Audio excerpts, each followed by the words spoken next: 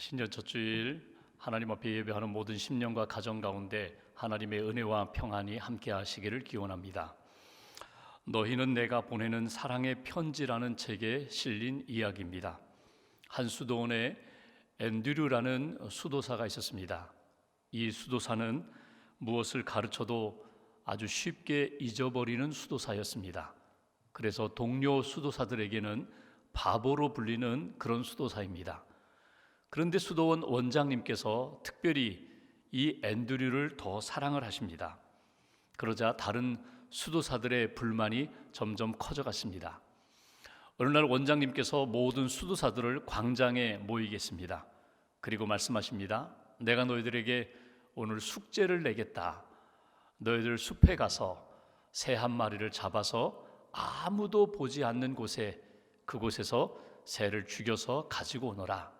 저녁 때에 다시금 광장에 모이는 거야. 수도사들이 숲속에 갔습니다. 그리고 저녁 때 되자 수도사들이 다 죽은 새 한 마리를 손에 들고 광장에 모였습니다. 그런데 원장님이 그렇게 사랑하시는 앤드류는 보이지 않는 것입니다.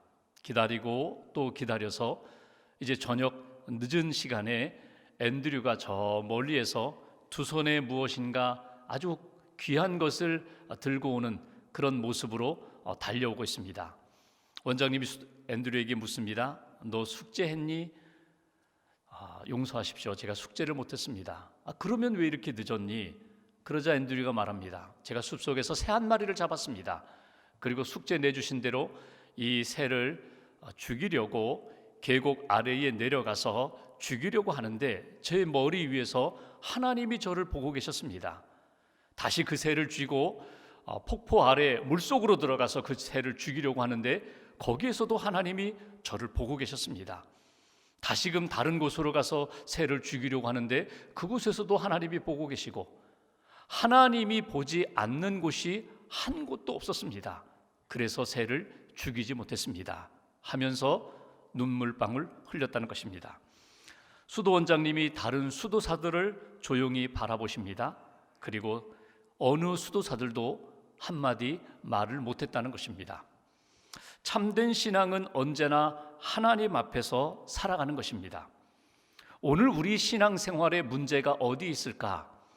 살아계신 하나님이 지금 나를 보고 계시다는 것, 이 사실을 우리가 잊어버릴 때에, 무시하고 살아갈 때 우리 신앙생활에 문제가 생긴다는 것입니다.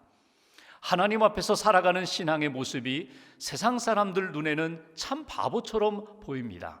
그러나 하나님이 보실 때에 그 바보스러운 모습 같지만 하나님 앞에서 살아가는, 하나님이 보고 계신다는 것을 늘 의식하며 살아가는 그 마음과 믿음의 삶을 하나님이 기뻐하십니다. 여러분, 하나님이 여러분을 항상 지켜보고 계심을 지금도 믿고 있습니까? 하나님이 기뻐하시는 때는 언젠가, 가장 우리의 모습을 지켜보시면서 기뻐하시는 때는 언제라고 생각하십니까? 하나님이 우리의 삶을 지켜보시는 것 가운데 가장 기뻐하시는 때는 우리가 하나님 앞에서 예배드리는 때입니다. 예배드리는 우리의 모습을 하나님이 가장 기뻐하신다는 것입니다. 오늘 본문은 예수님께서 사마리아 여인을 만나 대화를 나누시는 장면입니다.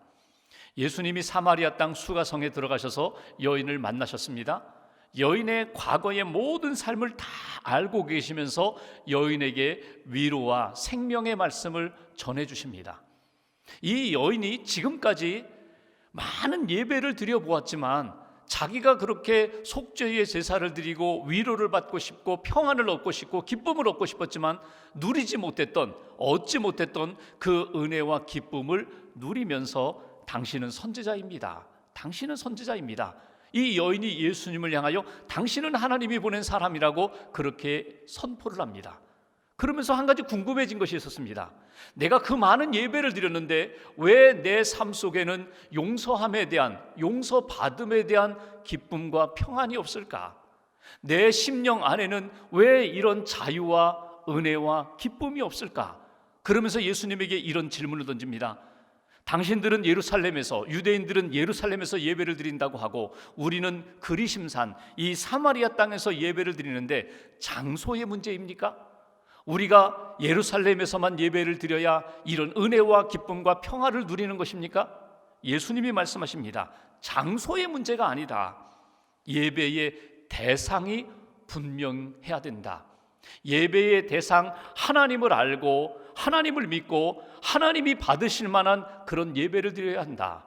장소의 문제가 아니라 예배의 대상의 문제고, 예배 드리는 예배자의 중심과 태도와 자세의 문제라고 예수님이 말씀을 하십니다.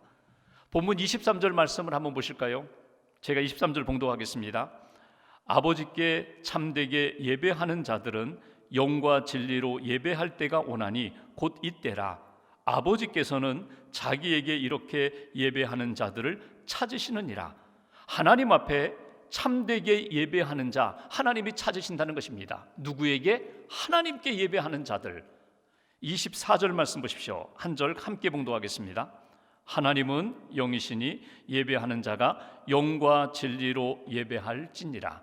하나님께 예배를 드리는데 예배 드리는 자가 영으로, 진리로, 영과 진리로 예배할 때 하나님이 그 예배를 받으시고 은혜를 부어주신다고 예수님이 말씀하신 내용입니다. 오늘 이 말씀을 통하여 우리에게 주시는 메시지가 있습니다. 하나님이 기뻐 받으시는 예배는 어떤 예배일까? 하나님 앞에 기쁨으로 하나님이 기뻐 받으실 만한 예배를 드리는 예배자에게 있어서 꼭 붙들어야 할 것은 무엇일까? 첫째로 우리에게 주시는 메시지, 영으로 예배하라고 말씀을 하십니다. 영으로 예배한다는 것은 성령으로 예배한다는 것입니다. 성령의 임재하심을 체험하며 드리는 예배를 하나님이 기뻐 받으신다고 말씀을 하십니다. 영이신 하나님, 우리의 눈으로는 볼 수 없지만 지금도 살아계시고 창조주 하나님, 구원의 하나님, 영으로 우리에게 역사하시는 그 하나님을 바라보면서 하나님 앞에 드리는 예배, 영으로 드리는 예배를 하나님이 기뻐 받으시고 지금도 기대하신다는 것입니다. 영으로 드리는 예배가 아닌 형식적으로 그리고 육신적으로 드리는 예배는 어떤 모습일까? 여러분, 우리가 하나님 앞에 많은 예배를 드리는데 우리의 예배가 영적인 예배가 되지 못하고 육신의 예배 또는 내 생각과 감정에 집중하는 예배로 하나님 앞에 나아갈 수 있습니다. 육신의 예배는 어떤 예배일까요? 정해진 시간, 정해진 장소, 정해진 순서에 따라 예배를 드리고 있습니다. 습관을 따라 예배를 드리고 있습니다. 그런데 몸은 앉아 있는데 우리의 중심과 우리의 영은 거기에 없습니다. 하나님을 향한 영적인 예배가 아니라 그냥 몸으로만 앉아 있는 그런 예배, 형식적인 예배, 하나님이 기뻐 받으실 수 없다는 것입니다. 혼으로 드리는 예배가 있습니다. 유대인들은 이 혼으로 드리는 예배를 생각과 감정의 예배라고 생각합니다. 그러니까 지금 내 생각에 집중하고 또 내 감정에 집중해서 찬송 부르고 기도하고 예배를 드리기는 하는데 내 감정의 기복에 따라서 오늘 예배 잘 드렸다, 오늘 예배 실패했다, 이렇게 생각하면서 감정에만 집중하여 치중하는 그런 예배, 그 예배도 하나님이 기뻐하시는 예배가 될 수 없다는 것입니다. 하나님이 기뻐하시는 예배는 전적으로 영으로 드리는 예배입니다. 영이신 하나님을 닮은 우리들, 하나님의 형상으로 회복된 우리들, 영으로 하나님을 사랑하고 하나님의 은혜를 사모하고 주신 은혜와 사랑을 깨닫고 감사함으로 감격함으로 영으로 드리는 예배, 영으로 드리면서 하나님을 만나는 예배, 그 예배를 하나님이 기뻐하신다는 것입니다. 어떻게 우리가 영으로 예배를 드릴 수 있을까요? 처음부터 과정과 마무리에 이르기까지 성령님을 의지하며 드리는 예배입니다. 이미 우리 안에 부어주신 성령의 역사를 의지하며 성령의 감동을 의지하며 하나님 앞에 드리는 예배, 그 예배를 하나님이 기뻐하신다는 것입니다. 영으로 드리는 예배에는 반드시 영이신 하나님, 성령의 역사를 통하여 하나님의 임재하심과 하나님의 역사를 만나게 됩니다. 하나님이 함께 하심을 체험하게 됩니다. 확신하게 됩니다. 그것이 바로 영으로 드리는 예배입니다. 어느 목사님이 형식적인 예배와 영적인 예배를 이렇게 비유로 설명하셨습니다. 형식적인 예배, 추도식과 같다. 영적인 예배, 생신잔치와 같다. 추도식, 주인공이 있습니다. 근데 이분은 돌아가셨습니다. 이분에 대해서 생각하고 추도식을 갖고 있지만 무겁습니다. 어둡습니다. 엄숙합니다. 생신잔치 주인공이 있습니다. 그분이 지금 여기 살아계십니다. 그분에게 축하를 드리고 감사를 드립니다. 그분의 말씀을 듣습니다. 고맙다는 이야기도 듣고 이렇게 살라는 말씀도 듣습니다. 그리고 잔치를 합니다. 추도식과 생신잔치의 가장 중요한 차이는 어디 있을까? 핵심은 그 시간에 그분이 여기 살아계시느냐, 우리를 만나 주시느냐, 우리에게 말씀하시느냐, 우리가 그분에게 고백하면서 그분과 인격적으로 만남을 갖느냐, 그 차이가 있다는 것입니다. 하나님이 기뻐하시는 영적인 예배는 지금 살아계신 하나님, 영이신 하나님, 주님 그분을 만나고 그분의 은혜를 받는 예배, 그것이 영적인 예배가 되고 영으로 드리는 예배가 된다는 것입니다. 오래전 미국의 보스턴 지역에서 목회하신 A.J. 골든이라는 목사님이 계십니다. 굉장히 말씀을 파워풀하게 전하셨던 말씀의 능력이 있는 목사님이십니다. 이분이 어느 날 목양실에서 설교를 준비하시다가 그냥 의자에 앉은 채 잠깐 잠드셨어요. 꿈을 꾸시는데 꿈에 목사님이 주일 예배를 이렇게 인도하는 꿈을 꾸고 계십니다. 설교를 하시는데 회중석 가운데쯤에 한 30대 젊은이가 앉아 있는 거예요. 처음 보는 젊은이, 저 젊은이가 누굴까 궁금해하면서 지금 설교를 하고 계세요. 설교를 하시는데 설교 중간중간에 그 젊은이가 집중하여 들으면서 고개를 끄덕이기도 하고 아멘하기도 하고, 그 젊은이가 계속 눈에 들어왔어요. 내가 만나야겠다. 예배 끝나고 나갈 때 저 젊은이가 누군지 꼭 만나야겠다. 예배를 마치고 나가면서 이제 인사하시는데 그분이 보이지가 않는 거예요. 30대 그 청년이 보이지가 않는 거예요. 그래서 안내위원에게 묻습니다. 혹시 오늘 예배드렸던 중간에 앉았던 30대 그 남자분 보지 못했느냐고. 안다고. 그분 어디 계시느냐고. 그분 벌써 가셨다고. 그분이 누군지 혹시 아느냐고. 나는 그분 오늘 처음 봤는데. 그랬더니 안내위원이 하시는 말씀이, 목사님 그분을 모르십니까? 그 유명한 분을 목사님이 왜 물으십니까? 저는 모르겠는데요. 그분 누구십니까? 그랬더니 안내위원이 하는 이야기, 그분 예수님이잖아요. 예수님이 오셔서 예배 드리셨는데 목사님 그것도 모르셨느냐고. 그러면서 놀라가지고 꿈에서 깨어났어요. 그리고 이 목사님이 생각하는 거예요. 그렇구나. 내가 예배 드리는 그 시간에 예수님이 와 계셨구나. 내가 설교하는 그 시간에 예수님이 듣고 계셨구나. 예수님이 우리의 예배와 우리의 예배 시간에, 설교 시간에 함께 계셨구나. 그 마음을 회복하고 보니까 예배가 달라지더라는 거예요. 설교가 달라지더라는 거예요. 신앙생활이 달라지더라는 것입니다. 영으로 예배한다는 것은 무엇입니까? 하나님의 영 성령님을 의지하며 예배드리고 성령의 예배를 드리고 하나님의 임재하심과 하나님의 만나주심을 체험하는 예배, 그 속에 하나님의 은총의 역사가 나타난다. 영으로 예배하라. 형식적으로, 육신적으로, 감정적으로 예배하는 것이 아니라 영이신 하나님, 성령의 임재하심과 성령의 은혜를 받는 예배를 드려라. 이것이 오늘 예수님이 우리에게 주시는 예배의 모습입니다. 두 번째로 하나님이 기뻐하시는 예배의 모습은 어떤 모습일까? 주님은 이렇게 말씀하십니다. 진리로 예배하라. 진리로 예배하라. 여러분, 진리가 무엇입니까?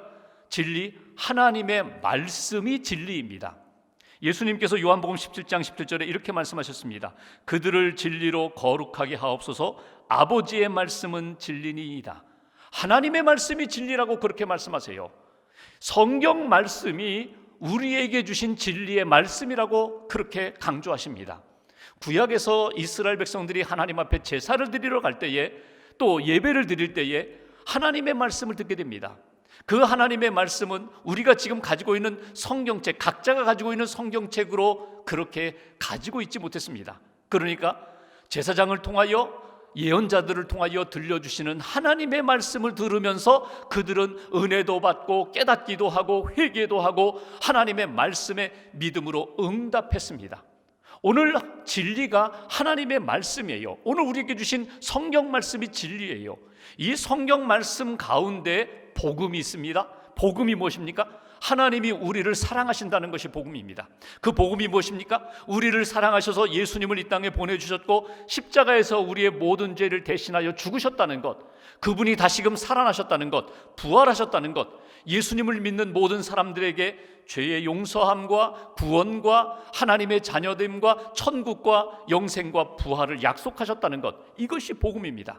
하나님의 말씀을 우리가 의지하여 그 말씀에 믿음으로 응답하며 드리는 예배, 그것이 하나님이 기뻐하시는 예배, 진리로 예배하는 자의 모습이라는 것입니다. 여러분, 하나님의 말씀 가운데 여러분 진리 아닌 말씀이 없어요. 다 하나님이 주신 생명의 말씀이에요. 그 가운데 우리가 놓치지 말아야 할 것이 있어요. 특별히 예배 드릴 때에 예수님이 요한복음 14장 6절에 이렇게 말씀하셨습니다. 내가 곧 길이요 진리요 생명이니 나로 말미암지 않고는 아버지께로 올 자가 없느니라. 구원에 대하여 천국에 대하여 가는 길을 내가 곧 길이요 진리요 생명이라고 말씀해 주셨어요. 이것이 단지 구원받는 길, 천국 가는 길, 그것만이 아니라 우리가 예배 드릴 때마다 영으로 예배드리고 진리로 예배드리고 진리의 말씀, 진리 되시는 예수님을 만나는 예배, 진리 되시는 예수님을 고백하는 예배, 진리 되시는 예수 그리스도의 십자가의 복음과 부활의 복음을 내가 만나고 고백하고 그 복음 안에서 새롭게 변화되는 예배, 이 예배가 하나님이 기뻐하시는 영적인 예배라고 오늘 우리에게 강조해 주십니다. 내 생각과 내 경험과 내 감정이 아니라, 내 생각에 따라 드리는 예배가 아니라, 내 감정 기분 따라 드리는 예배가 아니라 진리의 말씀을 붙잡고 그 말씀으로 고백하고 주신 말씀의 믿음으로 응답하는 예배가 하나님이 기뻐하시는 생명의 예배라고 우리에게 강조해 주십니다. 어떤 죄인도 십자가의 복음으로 구원받게 된다. 어떤 연약함과 또 흔들림이 있다 할지라도 하나님의 말씀, 진리의 말씀으로 너희가 깨닫게 되리라, 너희가 힘을 얻게 되리라, 위로를 받게 되리라, 너희가 새 힘을 얻으리라. 이것이 진리의 말씀으로 우리에게 찾아오신 그 은혜에 반응하는, 응답하는 하나님 앞에 예배드리는 참된 예배자의 모습이라는 것입니다. 예배의 기준, 그것이 말씀이고 그것이 예수님이고 복음이라는 것. 여러분, 그래서 예배드릴 때마다 우리가 신앙 고백하지요. 예수님이 나의 구원자이심을 고백합니다. 예수님으로 구원받고 새 생명 얻었음을 고백합니다. 이 말씀이 충만한, 진리가 충만한 예배, 하나님이 그것을 기대하신다는 것입니다.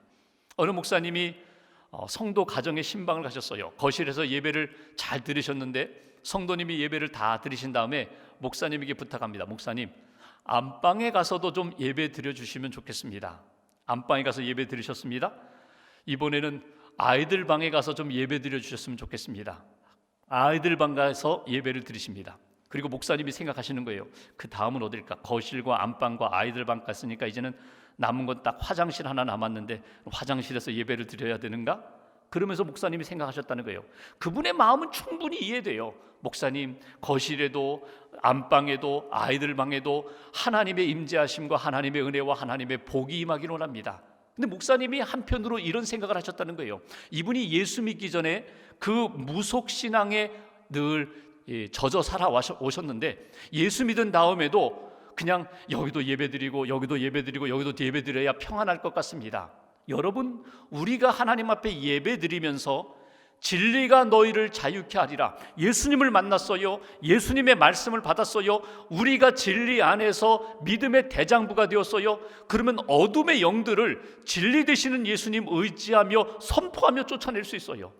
하나님이 주시는 은혜와 성령의 역사가 충만하다면 내가 오늘 예배자로서 하나님 앞에 예배드리고 어느 곳에 가든지 빛으로 소금으로 살 뿐만 아니라 하나님이 기뻐하시는 생명의 말씀의 능력으로 살 수 있다는 것입니다. 이 은혜가 우리에게 필요하다는 거예요. 예배를 드리면서 하나님 내게 주신 말씀으로 내가 위로받고 치유함받고 힘을 얻습니다. 동시에 말씀의 사람으로 예수님 안에서 또 내 안에 계신 예수님 성령님 의지하며 내가 믿음의 대장부로 나가겠습니다. 이것을 결단하는 예배가 하나님이 기뻐하시는 진리로 드리는 예배자의 모습이라고. 여기서 우리가 한 가지 꼭 놓치지 마십시오. 예수님이 뭐라고 말씀하셨어요? 하나님께 예배하는 자들은 영과 진리로 예배할지니라. 어느 것 하나만 붙잡는 것 아니에요. 오늘은 성령의 예배를 드리고 다음에 모일 때는 진리의 예배를 드리고 그렇지 않습니다. 예배 드리는 그 시간에 꼭 성령과 말씀이 충만한 예배로 하나님 앞에 나아가야 된다. 동전의 앞뒷면과 똑같아요. 어떤 분은 이것을 이렇게 표현했습니다. 우리가 찬양을 하잖아요. 이 찬양의 가사와 멜로디와 똑같다는 거예요. 여러분, 찬양의 가사만 가지고 우리가 그걸 계속 읽고 묵상하는 것 뭔가 부족해요. 또 그 찬양의 음률만 따라, 멜로디만 따라 흥얼흥얼거리는 것, 그것도 부족해요. 가사와 멜로디가 하나가 되어서 믿음으로 고백하고 선포하고 하나님 앞에 찬양하는 것, 이것이 힘이 되고 평안이 되고 은혜가 되는 것처럼 하나님 앞에 예배하는 것이, 여기 하나님 앞에 기도하고 찬양하며 성령의 임재하심과 능력을 체험하는 것, 하나님의 말씀의 능력을 체험하는 것, 그것이 바로 하나님이 기뻐하시는 영과 진리로 예배드리는 자의 모습이라고. 여러분, 영으로 예배하십시오. 하나님의 임재, 성령님의 임재 경험하시면서 하나님 앞에 예배하십시오. 진리로 예배하십시오. 복음, 말씀, 십자가의 그 복음을 놓치지 마십시오. 나를 구원하신 예수님을 놓치지 마십시오. 예배드리는 그 시간 주님이 나와 함께 하심을 놓치지 마십시오. 그곳에 하나님의 은총의 역사가 나타난다고. 세 번째, 하나님께서 기뻐하시는 예배는 어떤 모습일까? 이렇게 말씀하십니다. 삶으로 예배하라. 사도 바울이 로마서를 기록했습니다. 로마서 1장부터 16장까지 가운데 1장부터 11장까지는 믿음으로 구원받는 이신득이 믿음으로 구원받습니다. 교리에 대한 말씀을 하시고 12장부터 16장까지는 믿음으로 구원을 받은 사람들이 세상에서 어떻게 살아가야 되는가, 윤리에 대하여, 신앙생활에 대하여 강조합니다. 그런데 12장 1절은 믿음으로 구원을 받은 사람들이 세상에서 살아갈 때 제일 먼저 강조하는 것이 무엇인가? 로마서 12장 1절 이렇게 말씀합니다. 너희 몸을 하나님이 기뻐하시는 거룩한 산 제물로 드리라. 너희 몸을 하나님이 기뻐하시는 거룩한 산 제물로 드리라. 여러분, 우리가 예배드리는 이 시간에 꼭 있어야 할 것이 있어요. 그건 뭐냐면 제물이 필요하다는 거예요. 내가 하나님이 기뻐하시는 제물이 되어 헌신함으로 하나님 앞에 드리는 예배가 되어야 한다. 여러분, 구약에서 제사를 드릴 때 어떤 제사든지 제물이 필요합니다. 제물은 희생되는 것입니다. 나 자신이 예배를 드리면서 나의 자아가 깨어지고 성령과 말씀을 통하여 내가 변화되고 회개하고 하나님 앞에서 새로워지는 그런 예배가 되어야 합니다. 내가 변화되지 않고 나 자신을 고집하면서 나의 자아를 죽이지 않고 옛사람을 죽이지 않고 계속 고집부리면서 예배드리면 하나님이 기뻐하시는 예배가 될 수 없다는 거예요. 내가 깨어져야 돼요. 옥합을 깨뜨려 향유를 예수님께 부었던 여인처럼 나 자신이 주님 앞에 희생함과 헌신과 주님의 은혜에 대한 믿음의 반응이 나타나야 한다는 것입니다. 여러분, 용서하기 어려워요. 지난 한 주간 동안 살아가면서 그 사람 정말 미워요. 용서하고 싶지 않아요. 근데 예배를 드리면서 성령과 말씀이 내 안에 다가올 때에 하나님, 내가 용서하겠습니다. 하나님, 제가 용서하겠습니다. 제가 사랑하겠습니다. 제가 품겠습니다. 이것이 하나님이 기뻐하시는 산 제물이 된다는 것입니다. 더 나아가서 예배드리는 그 시간만이 아니라 예배당을 나서면서 가정에서, 일터에서, 믿지 않는 사람들과의 만남 속에서 내가 하나님 앞에 예배했던 그 모습, 그 믿음 그대로 세상에서도 사회생활하면서도 예배자의 삶을 살아가는 것, 그것이 오늘 삶으로 하나님 앞에 예배하는 자의 모습이라고. 그러니까 오늘 우리가 예배드리는 이 시간만이 아니라 삶 자체가, 생활 자체가 하나님 앞에 예배드리는 모습이 되어야 한다고. 주님 여기 계십니다. 주님 나를 보십니다. 주님 나와 함께 하십니다. 주님과 동행하면서 예배자의 삶을 살아야 된다고. 삶이 예배가 되고 예배가 삶이 되는 그런 인생이 바로 하나님이 기뻐하시는 삶으로 예배드리는 자의 모습이라고 우리에게 강조하십니다. 카일 아이들만이 지은 나의 끝 예수의 시작이라는 책이 있어요. 이 목사님이 쓰신 책에 보면은 목사님의 일화가 하나 소개되어 있습니다.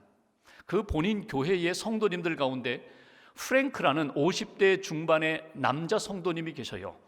가족을 사랑하고 예수님 잘 믿는 분입니다. 그런데 어느 날 갑자기 심장마비로 세상을 떠났어요. 갑자기 세상을 떠나 유가족이 너무 슬픔 가운데 빠져 있고 교우들이 너무 슬픔 가운데 빠져 있습니다. 함께 유족들을 위로하기 위하여 모였습니다. 예배를 드립니다.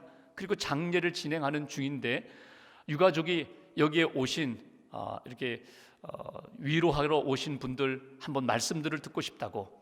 거기에 보면 뭐 친구들도 있고 이웃들도 있고 성도들도 있는데, 그래서 마이크를 이렇게 돌려가면서 이제 한마디씩 합니다. 프랭크에 대한 기억을 회고하면서. 거기에 참석했던 대학 동창분들이 있었어요.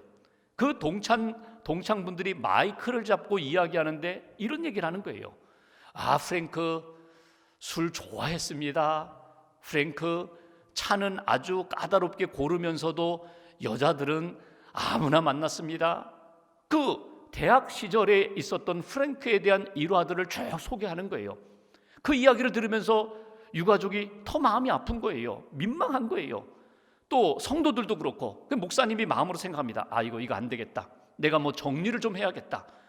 그분이 젊었을 때는 그렇게 사셨을지 모르지만 그분이 돌아가시기 전에는 그렇게 사신 분이 아닌데, 예수님 잘 믿으신 분인데 이거 내가 정리해야겠다 해가지고 카일 목사님이 일어서서 뭔가 좀 말씀을 전하려고 하는데 마침 그 돌아가신 분의 처남이 일어서서 마이크를 잡았어요. 그리고 그분이 이렇게 말씀하십니다. 여러분도 아시다시피 저희 형님은 며칠 전에 세상을 떠나셨습니다. 그런데 방금 전에 그 친구분들이 말씀하신 그 형님은 이미 오래전에 돌아가셨습니다. 그 처남이 하는 이야기, 그것이 모든 분들의 갈등, 흔들림에 대하여 종지부를 찍었다는 거예요. 그 옛사람은 이미 돌아가셨습니다. 그분이 예수님 믿고 얼마나 하나님을 사랑하고 이웃을 사랑하고 가족을 사랑하는지 모른다고. 여러분, 우리가 삶으로 예배한다는 것은 무엇입니까? 주님 앞에서 예배드리는 이 시간, 주님의 이름으로 모이는 시간, 하나님을 바라보고 하나님을 기뻐하는 것뿐만 아니라 예배드리고 가정에서, 일터에서, 사회에서 사람들을 만날 때 우리의 일상생활이 하나님이 기뻐하시는 예배자로 살아가는 것, 하나님이 기뻐하시는 믿음의 예배자로 주님과 동행하며 살아가는 것, 이것이 오늘 하나님이 기뻐하시는 예배자의 모습이라고. 영과 진리로 예배하는 사람들 하나님의 임재하심을 체험합니다. 하나님의 은혜를 받습니다. 우리가 해결할 수 없는 한계 상황을 뛰어넘을 수 있는 하나님의 능력과 은혜로 인도하십니다. 영과 진리로 예배하며 나 자신이 변화되고 더 나아가 세상을 변화시키는 일에 쓰임받는 인생, 그것이 하나님이 기뻐하시는 참된 예배자의 모습이라고 오늘 우리에게 말씀해 주십니다. 영으로 예배하라, 진리로 예배하라, 삶으로 예배하라. 오늘 주시는 하나님의 말씀을 붙잡고 한 주간 동안 또 금년 한 해 예배에 승리하는 저와 여러분 되시기를 주님의 이름으로 기원합니다. 기도하겠습니다.